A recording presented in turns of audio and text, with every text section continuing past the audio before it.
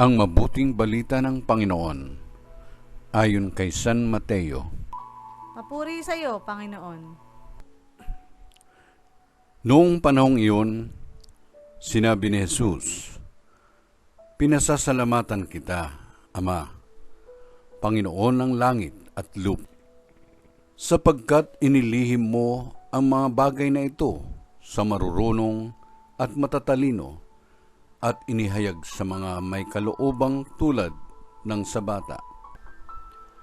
Oo, Ama, sapagkat gayon ang ikinalulugod mo. Ibinigay sa akin ng aking Ama ang lahat ng bagay. Walang nakakikilala sa anak, kundi ang Ama, at walang nakakikilala sa Ama, kundi ang anak, at yaong marapating pagpahayagan ng anak.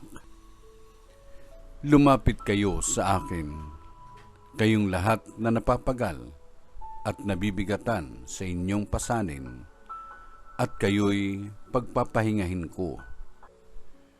Pasanin ninyo ang aking pamatok, at mag-aral kayo sa akin. Ako'y maamo at mababang loob, at makasusumpong kayo ng kapahingahan para sa inyong kaluluwa.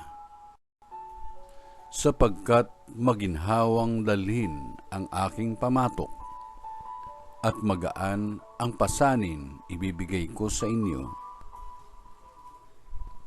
Ang mabuting balita ng Panginoon. Pinupuri ka namin, Panginoong Jesucristo.